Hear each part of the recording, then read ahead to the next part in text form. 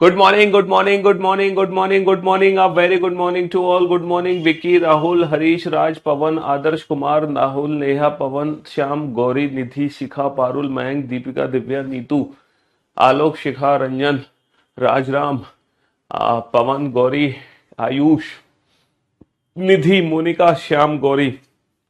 A very good morning to all. Good morning good morning good morning a very good morning to all. क्या हाल है भाई आप लोगों के? बढ़िया, फर्स्ट क्लास, शानदार शानदार, एकदम झकास। अब तो थोड़ा सा मौसम ने करवट ले ली है ना। दिल्ली में तो कल भैया रात भर बारिश हुई है। हाँ, आपके वहाँ के हाल चाल हैं? यहाँ तो रात भर मेरे ख्याल से बारिश हुई है। तो मौसम थोड़ा सा बढ़िया है, मतलब गर्मी तो फिर भी उतनी ही है, लेकिन हाँ टेम्परेचर में फर्क तो है। ह्यूमिडिटी ज़्यादा हो गई है बट फिर भी राहत की सांस है ना। पहले तो जो धूप निकल रही थी भाई साहब, भयंकर वाली, उससे तो राहत ही है। तो जैसे कि हम जानते हैं कि हम सीटिंग अरेंजमेंट चैप्टर पढ़ रहे थे, और सीटिंग अरेंजमेंट चैप्टर में हमने अप टू एसएससी लेवल पूरी सीटिंग अरेंजमेंट कंप्लीट कर ली क्लोज फॉर्म की।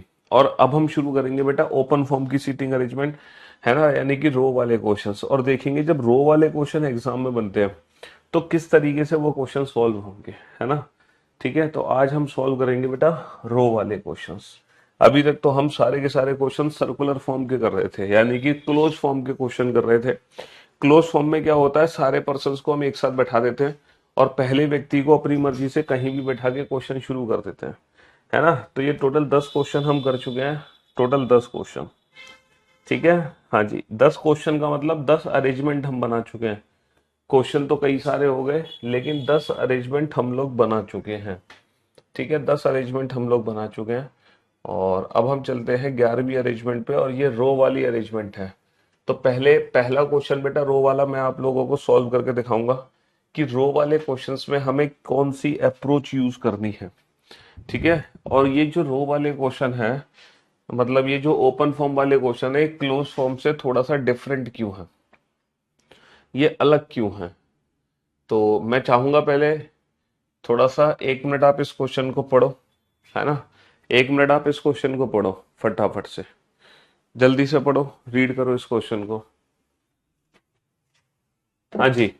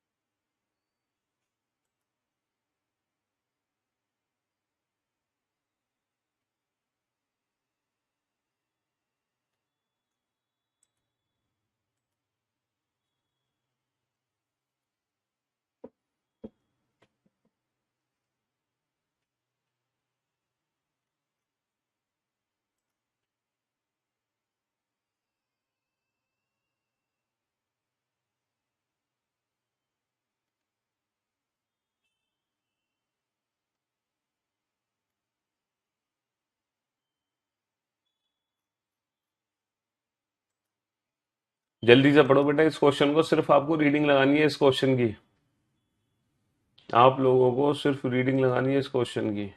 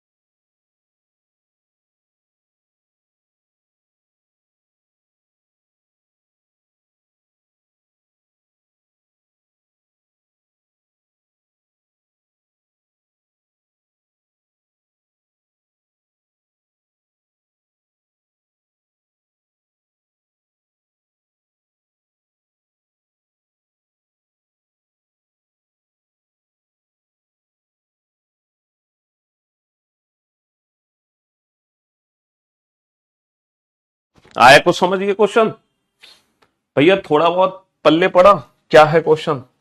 चलिए अब देखो मैं आपको बताता हूं कि ये जो रो वाले क्वेश्चन है ये सर्कुलर फॉर्म से डिफरेंट क्यों है।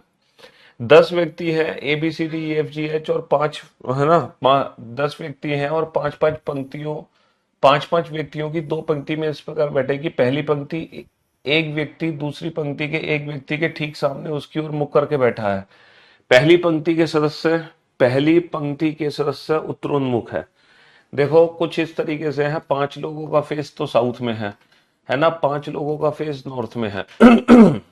5 लोगों का फेस साउथ में है, 5 लोगों का फेस नॉर्थ में है। और यहाँ पर कोई भी पहली पंक्ति हो सकती है। जिनका फेस साउथ में है ये भी पहली पंक्ति हो सकती है, या फिर जिनका फेस नॉर्थ में ये भी पहली पंक्ति हो सकती है। कोई भी यहाँ पर पहली पंक्ति हो सकती है, इससे फर्क नहीं पड़ता कि पहली पंक्ति ये है। ये क्वेश्चन में दिया जाएगा। तो इस क्वेश्चन में दिया गया है पहली पंक्ति के सदस्य उत्तरोन्मुख है, यानी कि इस क्वेश्चन के हिसाब से ये पहली पंक्ति है, ये दूसरी पंक्ति है। बट ये जरूरी नहीं है कि हमेशा पहली पंक्ति ये होगी, कभी पहली पंक्ति इसको मान लेंगे, कभी दूसरी इसको मान लेंगे। देखो जो पर्सन फेसिंग नॉर्थ होते हैं ना, उसके जो राइट और लेफ्ट होते हैं वो हमारे अकॉर्डिंग होते हैं। जो हमारा राइट हैंड होगा वो इसका राइट हैंड होगा, जो हमारा लेफ्ट हैंड होगा वो इसका लेफ्ट हैंड होगा। और जो पर्सन का फेस साउथ में होता है ये हमसे उल्टा होता है। अब जो हमारा राइट है वो इसका तो लेफ्ट होगा, और जो हमारा लेफ्ट है वो इसका राइट होगा। ठीक है जी, हाँ जी। सर्कुलर फॉर्म और रो फॉर्म में क्या डिफरेंस है? देखो प्रथम पंक्ति यानी कि यहाँ पर जो बी है ना वो एच के तुरंत दाईं ओर है। B is immediately right of H. तो मुझे किसको बैठाना है? एच को बैठाना है। भैया B is immediately right of H, मुझे किसको बैठाना है? एच को बैठाना है पहली पंक्ति में। तो अगर ये क्वेश्चन क्लोज फॉर्म का होता तो मैं पहले व्यक्ति को कहीं भी बैठा देता। B is immediately right of H, H के इमीडिएटली राइट में कौन आ जाता? एच के इमीडिएटली राइट में बी आ जाता। तो सर्कुलर फॉर्म वाले क्वेश्चन में क्या होता है कि हम सबको एक साथ बैठा सकते हैं और पहले पंक्ति को कहीं भी बैठाकर क्वेश्चन शुरू कर सकते हैं। लेकिन रो वाले क्वेश्चंस में दिक्कत क्या है? पहले व्यक्ति को मैं कहीं भी नहीं बिठा सकता। B is immediately right of H, तो बेटा मैं एच को यहाँ भी बिठा सकता हूँ, यहाँ भी बिठा सकता हूँ, यहाँ भी बिठा सकता हूँ, और एच को मैं यहाँ भी बिठा सकता हूँ। कितनी पॉसिबिलिटी है? 4 पॉसिबिलिटी है।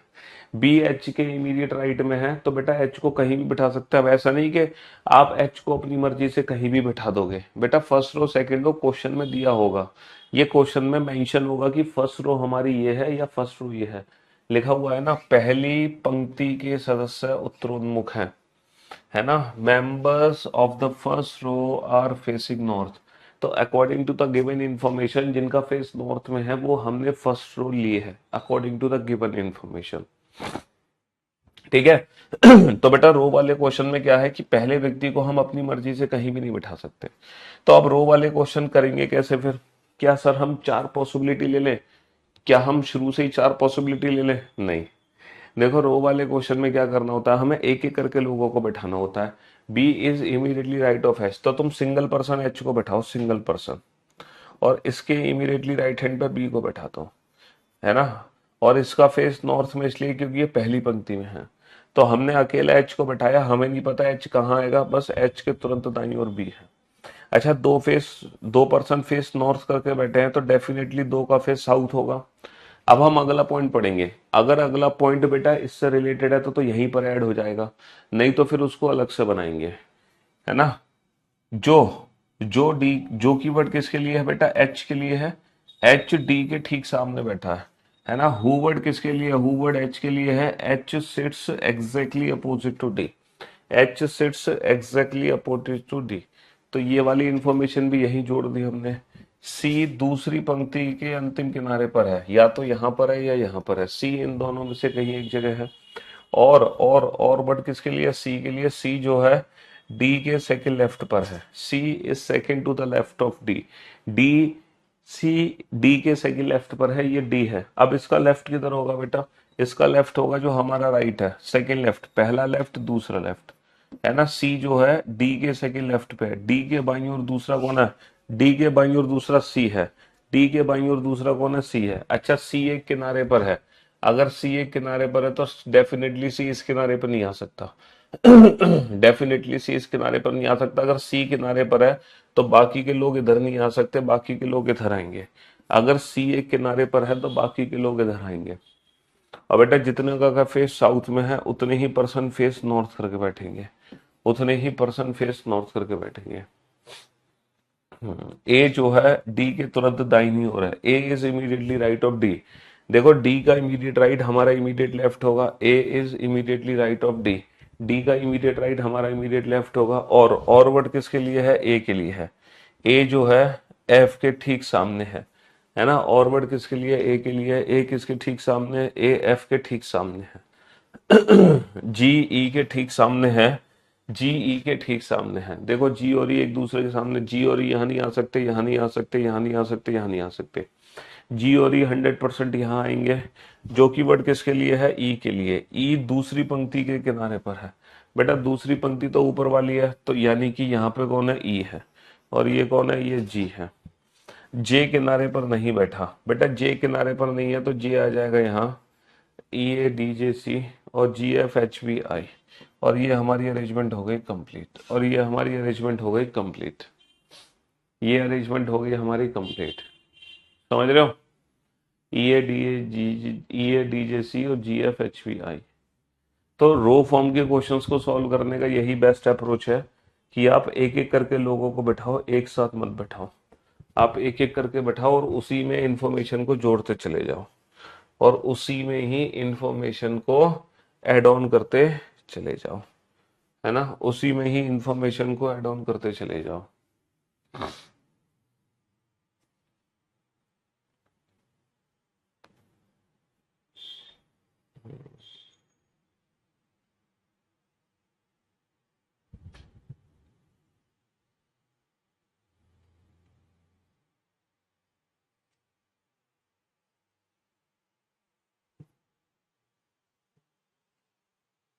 उसी में ही इंफॉर्मेशन को ऐड ऑन करते चले जाओ।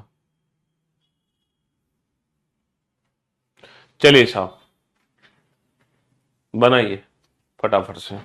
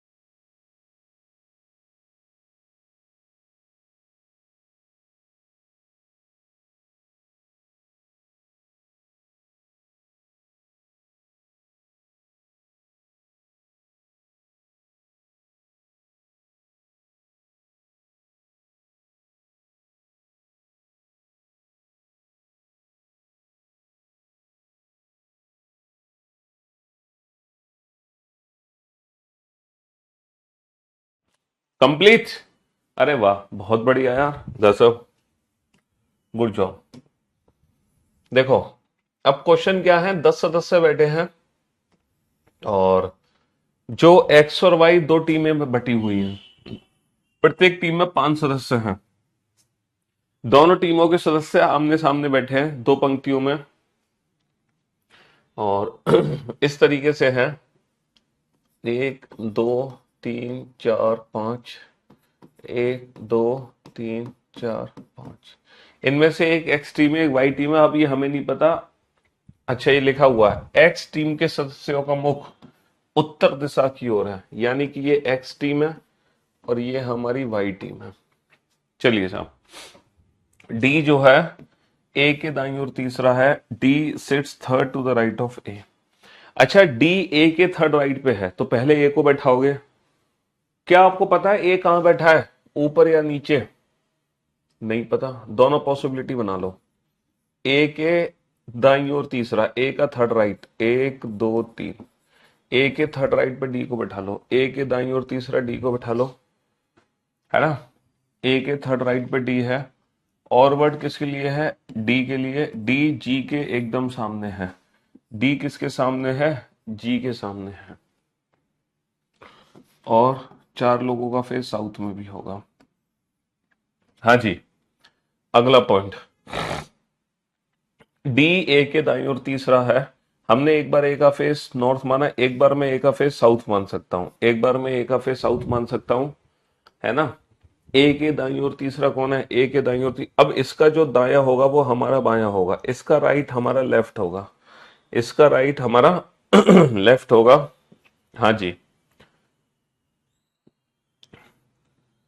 डी ए के दाईं ओर तीसरा है तो ए का दाया, ए का थर्ड राइट यानी कि ए हमारा थर्ड लेफ्ट, 1 2 3। और डी किसके सामने है, जी के। दोनों पॉसिबिलिटीज मैंने बना ली। मुझे पता नहीं था ए का फेस कहां, मैंने दोनों पॉसिबिलिटीज बना ली। बी जी के एकदम दाईं ओर बैठा है, बी जो है जी के एकदम दाईं ओर है, जी के एकदम दाया, जी का दाया हमारा बाया, है ना, जी का दाया हमारा बाया, जी का राइट हमारा लेफ्ट, और जी का राइट हमारा राइट। जी, है ना, बी जी के एकदम दाईं ओर है, और वर्ड किसके लिए है, बी के लिए। बी का मुख दक्षिण की ओर है। बेटा बी का मुख दक्षिण की ओर है, ये वाली संभावना गलत हो गई, बी का मुख दक्षिण की ओर है, ये संभावना सही है। एच बी के दाईं ओर तीसरा है, बी के थर्ड राइट पे, बी का थर्ड राइट हमारा left, 1 2 3। H is third to the right of B, B के थर्ड राइट पे कौन है, एच।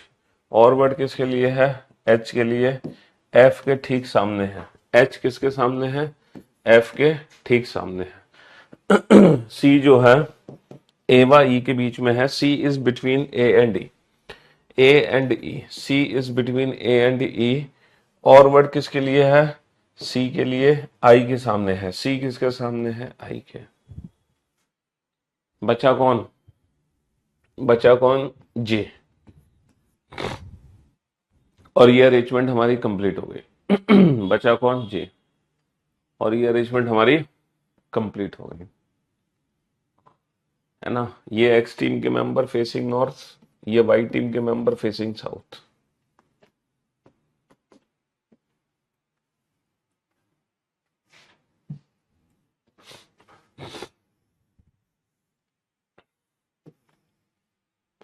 चलिए साहब, आज चौथा लेक्चर है सीटिंग अरेंजमेंट का। हाँ जी, तो ये पहली 4 क्लासेस बेटा दुनिया के हर बच्चे के लिए है सीटिंग अरेंजमेंट की। चाहे आप एसएससी जीडी की तैयारी करो, एमटीएस की तैयारी करो, रेलवे की तैयारी करो, टीचिंग की तैयारी करो, डिफेंस की तैयारी करो, सीजीएल की तैयारी करो, सीपीयू की तैयारी करो, पुलिस की तैयारी करो, है ना, सी सेट की तैयारी करो। पहली जो 4 क्लासेस हैं ये दुनिया के हर बच्चे के लिए हैं। हाँ, कल से थोड़ा थोड़ा बैंकिंग लेवल हम शुरू करेंगे। कल तो, आज तो वीकेंड है, यानी कि नेक्स्ट वीक से थोड़ा थोड़ा हम लेवल शुरू करेंगे बेटा बैंकिंग वाला। ठीक है, नेक्स्ट वीक से थोड़ा थोड़ा बैंकिंग वाला लेवल स्टार्ट हो जाना है। ठीक है दोस्तों, हाँ जी। सर जी रिकॉर्डेड में तो ओनली इतनी क्लास पढ़ाई है, और यहाँ पे मतलब 139 क्लास तो बेटा किसी में भी नहीं हुई अभी तक। 140 क्लास तो मैंने किसी में भी नहीं पढ़ाई, ना लाइव ना रिकॉर्डेड। मैक्सिमम 115 120 क्लासेस रहती हैं बस। गलत नंबरिंग हुई होगी बेटा। मैं रिकॉर्डेड क्लास देखता हूँ, सारे एग्जाम में बनाकर आया हूँ। हाँ जी, बहुत बढ़िया।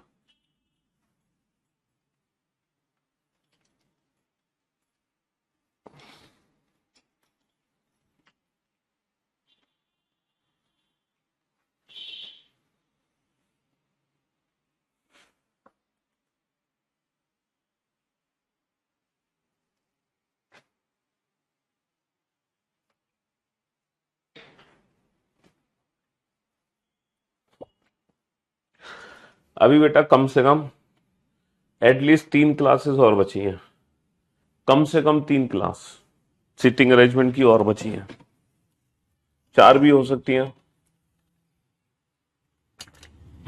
अब तुम्हारा इंटरेस्ट रहा तो 5 भी हो जाएंगी।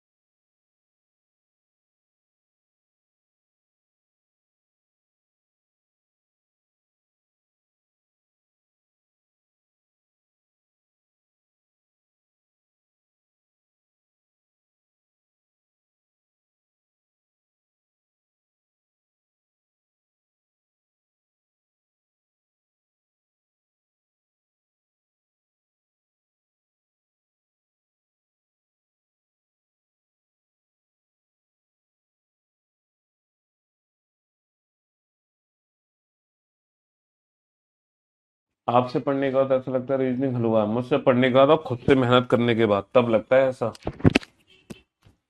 ऐसा नहीं कि सिर्फ मुझसे पढ़ने के बाद लगेगा।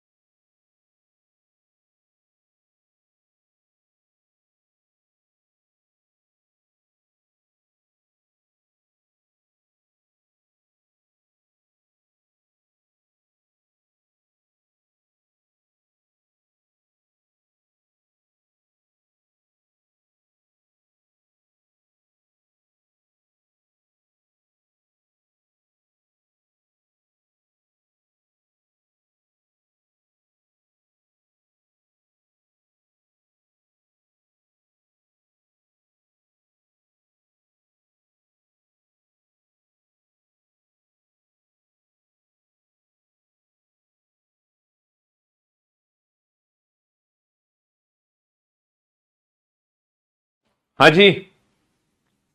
अरे बहुत जल्दी जल्दी क्वेश्चन बना रहे हो यार तुम ये वाले तो। है। सर्कुलर फॉर्म के क्वेश्चन में तुम्हें ज्यादा टाइम लग रहा था, रो वाले क्वेश्चन बहुत जल्दी बना रहे हो। क्या बात है भाई, क्यों भाई? हाँ, बहुत बढ़िया। पंक्ति एक में P Q R S T बैठे और उन सभी का मुख दक्षिण की ओर है। P Q R S T बैठे और उन सभी का मुख दक्षिण की ओर है। पंक्ति दो में A B C D A बैठे और उन सभी का मुख उत्तर की ओर है। चलिए साहब, यानी कि यहाँ पे तो डिफाइन कर दिया गया है किसका फेस साउथ में है, किसका फेस नॉर्थ में है। 6 लोगों का फेस साउथ में है और 6 लोगों का फेस नॉर्थ में है। अच्छा, साउथ में किसका फेस है? साउथ में है पंक्ति एक है ये, और बोला गया है P Q R S T B उन सभी का मुख दक्षिण की ओर है। P Q R S T B और इन सभी का मुख दक्षिण की ओर है। और ये पंक्ति दो बताई जा रही है और इसमें है A B C D E F, A B C D E F. पहला पॉइंट है, ए जो है डी के दाईं ओर तीसरे स्थान पर है। डी के थर्ड राइट पे ए है। डी के थर्ड राइट पे ए है। डी का जो फेस है वो नॉर्थ डायरेक्शन में है। डी का जो फेस है वो नॉर्थ डायरेक्शन में, इसके थर्ड राइट पे ए है, इसके दाईं ओर तीसरा, इसका दाया हमारा दाया। एक दो तीन। डी के दाईं ओर तीसरा कौन है? ए। डी के थर्ड राइट पे कौन है? ए। जितने लोग फेस साउथ करके नॉर्थ करके बैठे हैं उतने ही फेस साउथ करके बैठेंगे। ना तो ए ना ही डी अंतिम छोर पर है। ए और डी में से कोई भी अंतिम छोर पे नहीं है, तो डेफिनेटली ए की तरह आएगा, ए की तरह आएगा। है ना भाई, इन दोनों में से कोई भी अंतिम छोर पे नहीं है, तो इस साइड इधर उधर आना है। टी का मुख डी की ओर है। टी का मुख डी की ओर है। डी की ओर बेटा किसका मुख है? टी का मुख है। वी का मुख ए की ओर नहीं है। वी का मुख ए की ओर नहीं है, मतलब ए के सामने वी नहीं बैठा, और वी किसी अंतिम छोर पे नहीं बैठा, और जो वी है वो किसी अंतिम छोर पे भी नहीं बैठा। वी टी के बगल में नहीं बैठा है। वी टी के बगल में भी नहीं बैठा है, तो डेफिनेटली भी यहां आ जाएगा। डेफिनेटली भी यहां आ जाएगा। समझ रहे हो? बी किसी अंतिम छोर पर बैठा है। बी बेटा किसी एक अंतिम छोर पर बैठेगा, और बी एवं ई के बीच में केवल दो व्यक्ति हैं। अगर बी यहाँ है तो ई यहाँ आएगा, अगर बी यहाँ है तो ई यहाँ आएगा। लेकिन ई जो है बी के सामने नहीं है। बेटा बी यहाँ कभी नहीं आ सकता अंतिम छोर पे, क्योंकि बी और ई के बीच में दो लोग हैं, तो ई को यहाँ बैठना पड़ेगा। और जो ई है वो बी के सामने नहीं आ सकता, तो डेफिनेटली बी यहाँ आएगा, और बी और ई के बीच में दो लोग हो गए। आर और क्यू के बीच में केवल दो व्यक्ति बैठे हैं। अगर आर और क्यू के बीच में केवल दो व्यक्ति बैठे हैं, तो आर और क्यू के बीच में दो व्यक्ति हैं, तो आर और क्यू को मैं यहाँ नहीं बैठा सकता, यहाँ नहीं बैठा सकता। यहाँ बैठा सकता हूँ आर और क्यू को, यहाँ नहीं बैठा सकता। सिर्फ यही पोजीशन बच गई आर और क्यू की। सिर्फ यही पोजीशन बच गई आर और क्यू की। आर टी के बगल में नहीं है। आर टी के बगल में नहीं है, तो डेफिनेटली आर यहाँ है और क्यू यहाँ है ना। सी वी के सामने नहीं है। सी जो है वी के सामने नहीं है, तो सी यहाँ आ जाएगा। पी आर के बगल में नहीं है। पी आर के बगल में नहीं है, तो पी आ जाएगा। हो गया क्वेश्चन। कौन कौन बच गया बेटा? कौन कौन बच गया? पी क्यू आर एस बच गया, एस टी बी। नीचे कौन बच गया? A B C D E F.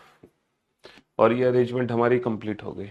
और ये अरेंजमेंट हमारी कंप्लीट हो गई। P C T D Q E V F S A R V. बहुत बढ़िया, शाबाश। Akhilesh Kumar Saroj, well done, well done, well done, good job, बेहतरीन जॉब।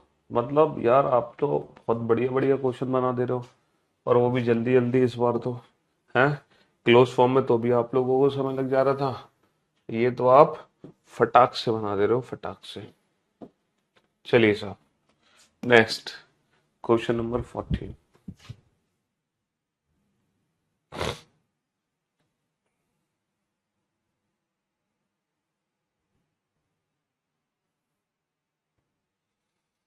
Question number 14।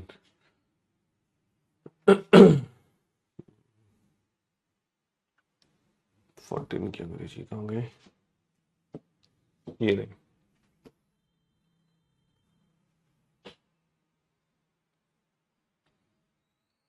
चलो बनाओ इस क्वेश्चन को।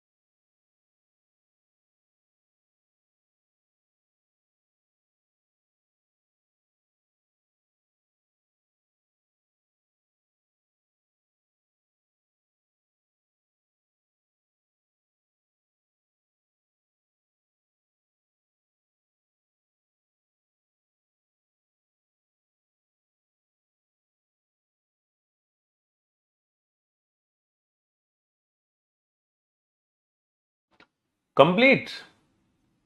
वाह, इतनी जल्दी, गजब, बहुत बढ़िया, गुड, वेल डन।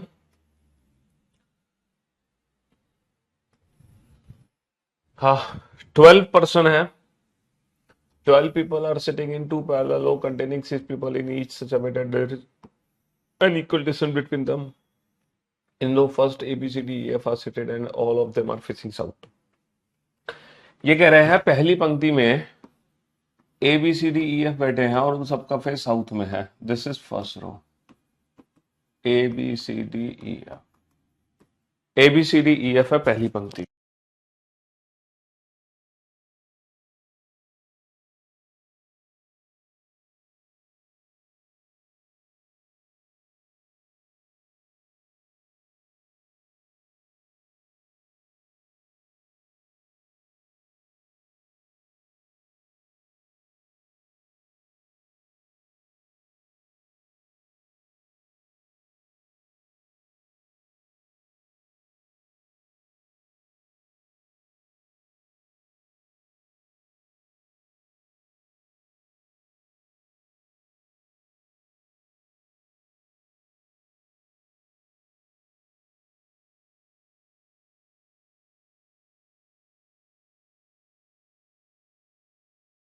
हाँ जी, तो बेटा पहली पंक्ति है सबका फेस साउथ में है और ये है A B C D E F, है ना। In row two P Q R S T V are seated and all of them are facing north, है ना। All of them are facing north, 1 2 3 4 5 6, all of them are facing north, सबका face north में है। ये दूसरी पंक्ति है हमारी। चलिए साहब, और यहां पर पर्सन कौन है? यहां पर पर्सन है P Q R S T V. पहला पॉइंट है V sits third to the right of S, V sits third to the right of S, S के थर्ड राइट में वी है, एस का फेस नॉर्थ में है, single person S को बैठाएंगे नॉर्थ, एस के थर्ड राइट में 1 2 3, V sits third to the right of S, S faces F, S का जो मुख है वो एफ की तरफ है, S faces F and F and F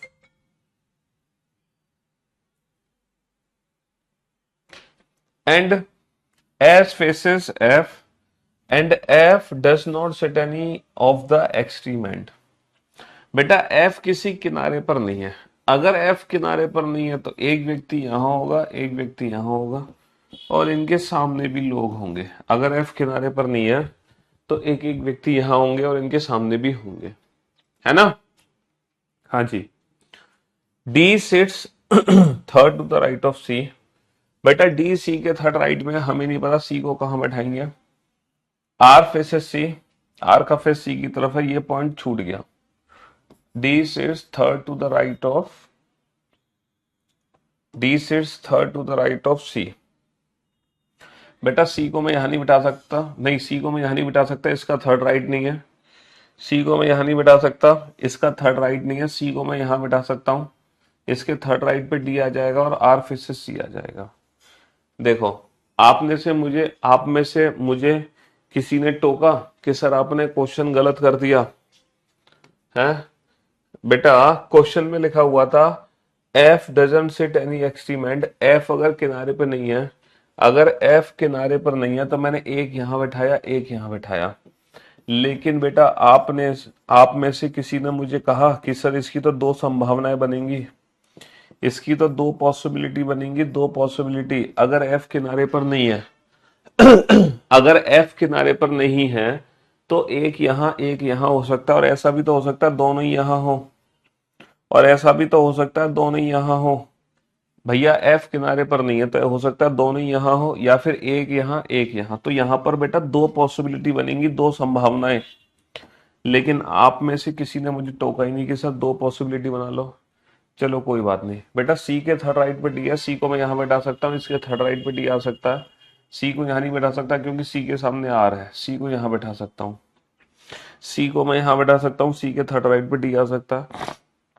सी को यहाँ मिटा सकता हूँ, सी के थर्ड राइट पे डी आ सकता है, लेकिन सी को यहाँ नहीं मिटा सकता क्योंकि सी के सामने आर आएगा, R. The one facing E sits third to the right of P. बेटा पी के थर्ड राइट पे वो है जो ई को फेस करता है, and B and P do not sit any extreme end of the line. देखो पी किनारे पर नहीं है, पी किनारे पर नहीं है, पी की दो संभावना तो गई। और पी के थर्ड राइट पे वो है जो ई को फेस करता है। पी बेटा यहां भी कभी नहीं आ सकता, पी यहां कभी नहीं आ सकता क्योंकि पी का थर्ड राइट नहीं है, क्योंकि पी का थर्ड राइट नहीं है, तो डेफिनेटली पी सिर्फ और सिर्फ यहां आएगा। देखो पी किनारे पर नहीं है, पी यहां नहीं आएगा क्योंकि पी का थर्ड राइट नहीं है, तो डेफिनेटली पी सिर्फ और सिर्फ यहां आएगा। सिर्फ एक जगह बची पी की, सिर्फ एक जगह, इसके अलावा पी कहीं नहीं आ सकता। और जो पी के थर्ड राइट पे है वो किसको फेस करता है, ई को। तो बेटा ये कभी भी सी नहीं हो सकता, फिर ये कौन है, ये ई होगा। और अगर ये ई है तो डेफिनेटली ये सी है, और सी के सामने कौन है, आर, और सी के थर्ड राइट पे कौन है, डी। बेटा पी किनारे पर नहीं है, पी यहां नहीं आ सकता, इन दोनों में से कहीं भी नहीं आ सकता। और पी इन दोनों जगह नहीं हो सकता क्योंकि फिर पी का थर्ड राइट नहीं मिलेगा हमें, है ना। पी किनारे पर नहीं आएगा, पी इन दोनों में से कोई नहीं है क्योंकि फिर पी का थर्ड राइट नहीं है, तो डेफिनेटली पी ये है, डेफिनेटली पी ये है। और जो पी का थर्ड राइट है, एक दो तीन, ये पी का थर्ड राइट है, पी का थर्ड राइट, जो पी का थर्ड राइट है उसके सामने कौन है, ई। तो बेटा ये सी नहीं, ये ई है, ये कौन है, ये ई है, तो ये डेफिनेटली सी बचेगा, है ना। हाँ जी, अगला पॉइंट। अच्छा, T is not an immediate neighbour of V. V के बगल में टी नहीं आएगा तो टी आएगा यहां, बचा कौन, क्यू। वी के बगल में टी नहीं आएगा तो टी कहीं भी आ सकता है। यहां कुछ छूट गया क्या। अच्छा, सी के सामने कौन है, आर, सी के थर्ड राइट पे कौन है, डी। वी के बगल में टी नहीं आएगा तो टी आएगा यहां, बचा कौन, क्यू। अभी तक मेरी दोनों पॉसिबिलिटी सही है। अच्छा, बी किनारे पर नहीं है तो बी आएगा यहां, बचा कौन, ए। अच्छा, बी किनारे पर नहीं है, बी कहीं भी आ सकता है। अभी तक मेरी दोनों ही पॉसिबिलिटी ठीक है, दोनों ही पॉसिबिलिटी ठीक है। A is not an immediate neighbour of C. बेटा सी के बगल में ए नहीं है, अगर सी के बगल में ए नहीं है तो मैं ए को कहीं नहीं बैठा सकता, तो डेफिनेटली ये अरेंजमेंट मेरी परफेक्ट हो गई। अगर सी के बगल में ए नहीं है तो डेफिनेटली ये अरेंजमेंट मेरी परफेक्ट हो गई, डेफिनेटली ये अरेंजमेंट मेरी परफेक्ट हो गई, परफेक्ट। समझ रहे हो। हाँ जी,